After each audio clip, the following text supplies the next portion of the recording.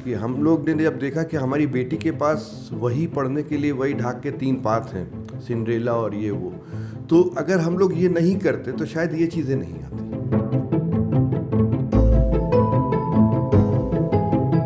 जब शब्दों का चयन करेंगे तो ऐसा कोई चयन ना करे शब्दों का जहाँ पे बच्चों का मासूमियत को हम तोड़ रहे हैं। कहा तो जाता है कि जब प्यूबर्टी या मासिक आने वाला होता है तो बेटियों को समझाया जाए, लेकिन ये किताब बेटों के लिए भी है, पेरेंट्स के लिए भी है।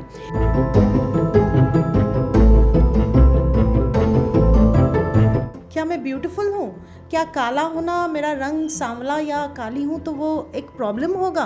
कंपेयर नहीं करवा के कि क्यों वो तुमसे बेहतर क्यों है, ऐसा नहीं है, तुम अपने आप में ही बेहतर हो। तो कहने को बहुत ज़्यादा तुमने क्या सीखा या ऐसा कुछ नहीं है।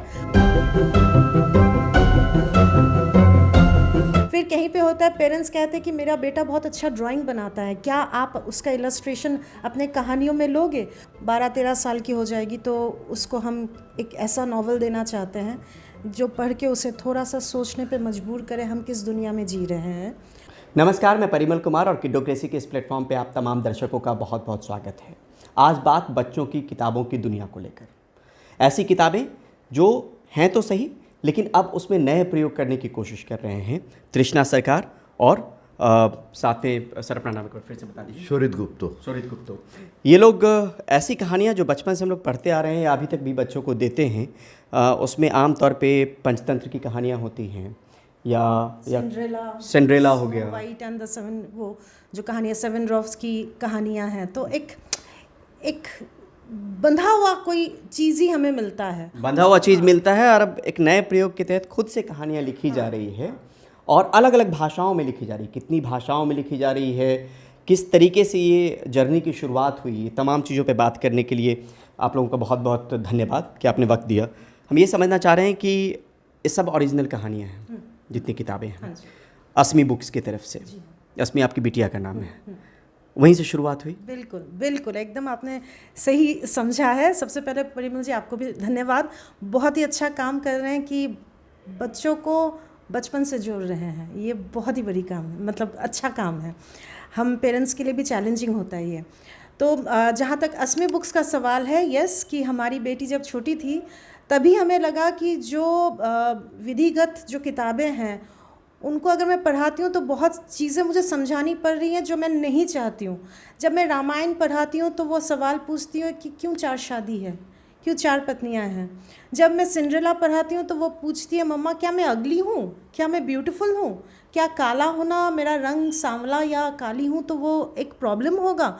तो ये सवाल जब वो कहीं पे सौतेली माँ की बात, तो ये सारी चीज़ें जब समझ में आया तो मुझे लगा कि नहीं, हम लोग बिल्कुल ही इस जो विधिगत जो हम लोग पढ़ा रहे हैं इसको तोड़ना पड़ेगा। We have to experiment. तो why not bring some organic stories, जो स्टोरीज मैं सुबह उसको सुना के बना के सुनाती हूँ और उसे उठाती हूँ नींद से कि तुम जाग जाओ, स्कूल जाना है। वहीं से शुरुआत होती है हमारी कहानियों की किताबों की, असमी बुक्स। सर, कितनी भाषाओं में ये किताबें हैं? फ़िलहाल तो शायद 4 या 5 लैंग्वेज में है, तो इसको और आगे भी हम लोग बढ़ाना चाह रहे हैं। जैसे हमारे पास मलयालम में ट्रांसलेट हो चुकी हैं, तो आने वाले दिनों में और भी इसको बढ़ाएंगे, मगर लैंग्वेज से भी ज़्यादा हम लोग इसको डायलेक्ट्स में करना चाह रहे हैं। कि जैसे हमारी किताब है, जैसे बघेली एक जो डायलेक्ट है उसमें हमने किया है कुछ किताबों का, तो आने वाले दिनों में हो सकता है और भी दूसरे भी जो लैंग्वेजेस हैं या डायलेक्ट्स में उसमें किताबें आएँ। मतलब हिंदी, अंग्रेजी, संस्कृत, पंजाबी, बंगाली, मलयालम और उर्दू में भी कोशिश कर रहे हैं, उर्दू में भी आए। और संस्कृत तो है ही, हम कोशिश कर रहे हैं उर्दू में भी आए। अब तक कितनी किताबें, कब से ये जर्नी की शुरुआत हुई, किस साल से, और अब तक कितनी किताबें हमने पब्लिश कर ली होगी? लगभग 2015 से हमने शुरू किया। उसके पहले लिखते थे लेकिन कभी हिम्मत नहीं हुई कि पब्लिशर्स बने, डर लगता था। लेकिन जब एक बार सोचा कि नहीं, इसे शुरू करना है, क्योंकि वाकई बाज़ार में अच्छी किताबें नहीं मिल रही हैं, तो 2015 से तो शुरू हुआ। उसके बाद ट्रांसलेशन शुरू हुआ, कभी बांग्ला में, कभी संस्कृत में। पता नहीं था कैसा डिमांड होगा, लोग पढ़ेंगे कि नहीं। अभी भी अफसोस होता है जब कहीं पे भी जाते हैं तो पूछा जाता है कि क्यों लिख रही हैं, क्या फ़ायदा है, मतलब पेरेंट्स पूछते हैं बच्चों से कि क्यों ख़रीदना चाहते हो। तो ये सवाल जब आता है तब हमें भी थोड़ा सा बुरा लगता है कि रीडिंग हैबिट्स का कोई महत्व क्या नहीं रह रहा है। तो लेकिन हाँ, ये कोशिश है, देखते हैं कब तक हम लोग और कौन कौन सी चीज़ों को जोड़ सकते हैं। और कितनी किताबें अभी तक अस्मी बुक्स की तरफ से आ गई? Almost 55 titles, almost 55 to 60 titles, और अभी पाइपलाइन में भी बहुत सारे हैं। और अच्छी बात यह है कि जिनके पास जा रहा है किताब, उन मतलब कोई पेरेंट्स अगर लिया है तो उसकी माँ ने या पापा ने कहा है कि हमें भी कहानी लिखना आता है, क्या आप कहानी छापेंगे? ये एक हमारे लिए वही इंस्पिरेशन है हमारे लिए। फिर कहीं पे होता है पेरेंट्स कहते हैं कि मेरा बेटा बहुत अच्छा ड्राइंग बनाता है, क्या आप उसका इलस्ट्रेशन अपने कहानियों में लोगे?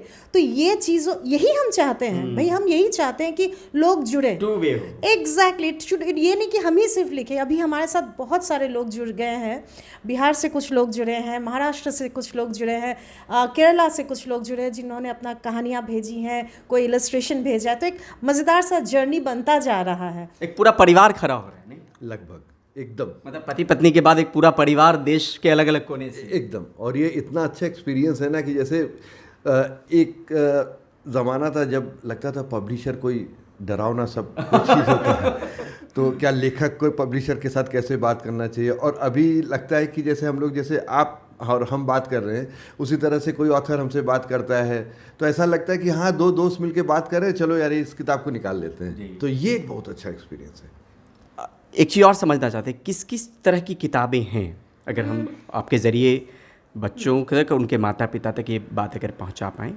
किताबों का थीम क्या क्या आपने सोच के रखा? परिमल जी, कुछ चीज़ों को हमने एकदम यू कैन से हम लोग उसको डेडलाइन जैसे हम बोलते हैं काम के लिए, तो वैसे ही हम लोग कुछ चीज़ों को एकदम लिमिट करके रखे हैं कि इससे बाहर हम नहीं जाएंगे। उनमें से शायद वो लिमिटेशन बहुत पॉजिटिव है कि हम जब शब्दों का चयन करेंगे तो ऐसा कोई चयन ना करें शब्दों का जहाँ पे बच्चों का मासूमियत को हम तोड़ रहे हैं। जैसे हमारे किसी भी किताब में खून खराबा, चोरी, मारना, पीटना, ये सब शब्द का इस्तेमाल नहीं हुआ है। और हर एक उसमें ज़रूरी नहीं है कि सबका कोई एक मॉडल स्टोरी हो, लेकिन सबका एक थीम है। मैं एक जस्ट एक एग्जाम्पल के तौर पे, एक हमारा बहुत फेवरेट टाइटल है, शुरुआती दिनों में हमने लिखा था, नन्हा मुर्गा। ये किताब काफ़ी सारे स्कूल्स में रीडिंग के लिए इस्तेमाल किया जाता है। इसमें एक छोटा सा मुर्गा है जो सब अपने दोस्तों के पास जाता है। पहले वो जाता है पक्षी के पास, कहता है खेलो मेरे साथ। पक्षी कहता है तुम कैसे खेलोगे, तुम्हें तो उड़ना ही नहीं आता। फिर उदास हो जाता है, फिर वो जाता है मछली के पास। मछली कहती है तुमको तैरना नहीं आता, तुम मुझसे खेल नहीं सकोगे। फिर बिल्ली के पास, बिल्ली कहती है कि तुम तो दौड़ ही नहीं पाते। अब नन्हा मुर्गा बहुत उदास हो गया। फिर वो माँ के पास जाता है, माँ आज तो कोई मेरे साथ नहीं खेल रहा है क्योंकि मुझे कुछ आता ही नहीं।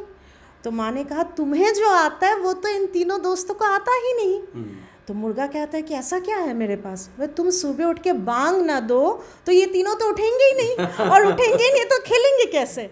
मतलब हर बच्चा स्पेशल है, हर बच्चे में कुछ ना कुछ खास क्वालिटी है जो उसको पहचानना होगा, और पहचान कौन करवाएगा, पेरेंट करवाएंगे। कंपेयर नहीं करवा के कि क्यों वो तुमसे बेहतर क्यों है, ऐसा नहीं है, तुम अपने आप में ही बेहतर हो। तो कहने को बहुत ज़्यादा तुमने क्या सीखा या ऐसा कुछ नहीं है, बट ये मैंने भी पर्सनली जहाँ पे भी हमने वर्कशॉप किया है, बच्चों को बहुत मज़ा आता है। और फिर बच्चे मुझे पूछते हैं, एक बच्ची मुझे पूछी एक बार कि मेरे में क्या खास है। मैंने कहा तुम्हारी ये जो प्यारी सी स्माइल है ये और किसी बच्चे को, मतलब वो अपने माँ बाप के लिए वो बेस्ट स्माइल होगा, ये स्माइल जो है तुम्हारे माँ बाप के लिए अमूल्य है। तो every child has a quality, इस तरीके की कहानी। एंड लेटर हाफ में वी शिफ्टेड टू थोड़ा एनवायरनमेंट अवेयरनेस की कहानियाँ, जैसे बॉन्डिंग विद एनिमल्स, सब कहानियाँ हैं, nature, bonding with nature, waste manage कैसे किया जाए बचपन से, पेड़ लगाना क्यों ज़रूरी है, एकदम वो टिपिकल एकेडमिक प्रोसेस में नहीं जाके एक सुंदर सा एक बच्चे का कहानी के दौर से हम गुजरे हैं। सारे जो भी हमारा टाइटल्स हैं उसके थ्रू से जेंडर सेंसिटाइजेशन को लेके हैं कि एक नन्हा ब्रश एक कहानी है हमारा, जहाँ पे सबसे पहला जो ब्रश गीला होता है वो माँ का ब्रश गीला होता है, और सबसे रात को जो ब्रश गीला होता है वो भी माँ का ब्रश गीला होता है। तो अगर बच्चा को समझना है तो वो समझ जाएगा कि माँ ही सबसे पहले उठती हैं, सबसे लास्ट में माँ ही सोती हैं। तो ये चीज़ को अगर ब्रेक किया जाए तो इस तरीके से हम लोग काफ़ी सारे कहानियाँ इसमें है। एक किताब आखिर में है वहाँ पर वो भी थोड़ा सा Pihu and yes, I don't know. ये किताब के बारे में मैं खासकर बताना चाहूँगी। ये हमारी, कहा तो जाता है कि जब प्यूबर्टी या मासिक आने वाला होता है तो बेटियों को समझाया जाए, लेकिन ये किताब बेटों के लिए भी है, पेरेंट्स के लिए भी है। इसमें हमने कहानी के तौर से इंट्रोड्यूस किया है कि किस तरीके से ये एक नॉर्मल प्रोसेस है, बहुत स्वाभाविक है, और इसको लेके जितने भी सुपरस्टिशन या मिथ है वो मिथ और सुपरस्टिशन ही है, उसके पीछे कोई साइंटिफिक और एक समझ भी पैदा हो जाए। बिल्कुल बिल्कुल।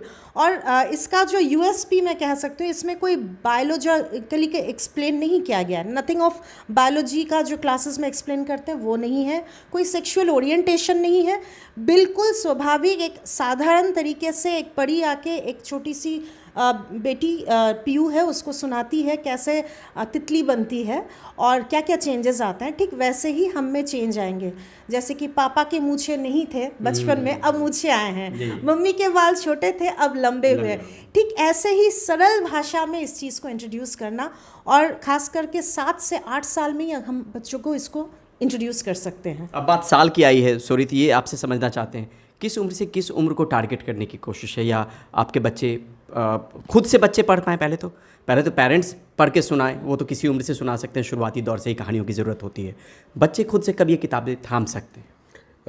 हमारा जो एक्सपीरियंस कहता है कि बच्चों के सामने हम लोग किताब रख देते हैं और बच्चे खुद उठा लेते हैं। और उनका उम्र, जैसे अभी योगेश का लड़का कितना उम्र होगा उसका? 2 साल का, और वो 2 साल का है और उसी को लेकर ऐसे हाथ में लेके घूम रहा है वो। तो यहाँ पे जहाँ तक हम लोग कुछ ऐसा सोच के नहीं लिखते, मगर एक रफ आइडिया मान के चलिए कि 1.5-2 साल से लेके 7-8 साल तक बस ज़्यादातर उसी बैंडविड्थ में हम लोग काम करते हैं। दूसरी किताबें भी हैं जैसे पीयू रेडोल्ना है, वो थोड़ा बड़े बच्चों के लिए है, मगर हम लोग का जो मेन टारगेट है वो टॉडलर बोलते हैं उनको। हाँ, वही है। ये भी कि बच्चों का उपन्यास भी लिखा है। हाँ जी बिल्कुल, राइटर भी ये खुद ही हैं। तो हाँ बिल्कुल, एक चेष्टा था वो भी कि जब मेरी बेटी 12-13 साल की हो जाएगी तो उसको हम एक ऐसा नॉवल देना चाहते हैं जो पढ़ के उसे थोड़ा सा सोचने पे मजबूर करे हम किस दुनिया में जी रहे हैं, लेकिन अगेन बहुत ज़्यादा डिस्टर्ब भी ना हो, क्योंकि अगर मौका मिले तो let her bring the change.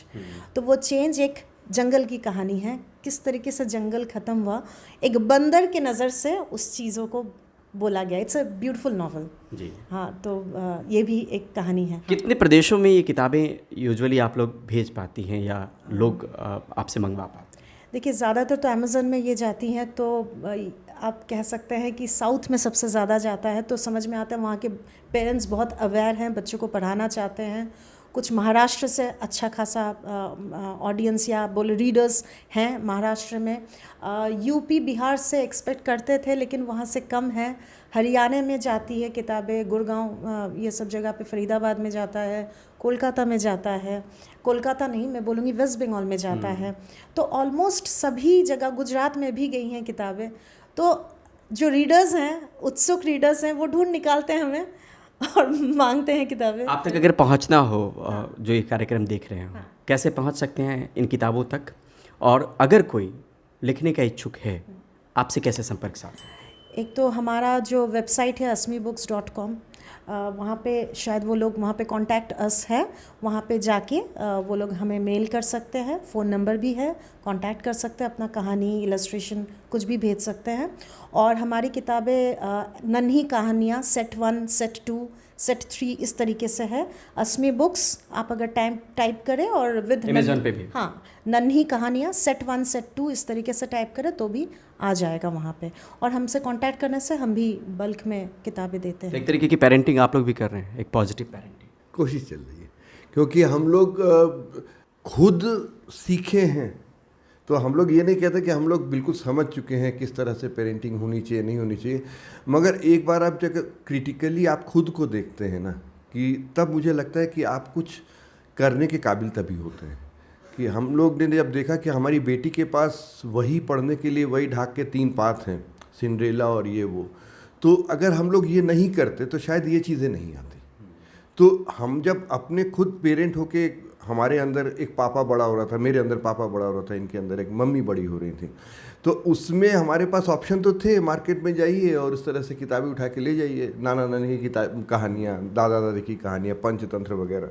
अगर बच्चा उसमें, या हमारी बेटी अगर कोई क्वेश्चन पुट कर रही है तो उसका बोला है ज़्यादा सवाल मत पूछो, तो उसको चुप करा सकते हैं। तो हम लोगों ने दूसरा रास्ता अख्तियार किया कि ठीक है, अगर किताबें नहीं हैं तो हम लोग खुद लिखेंगे।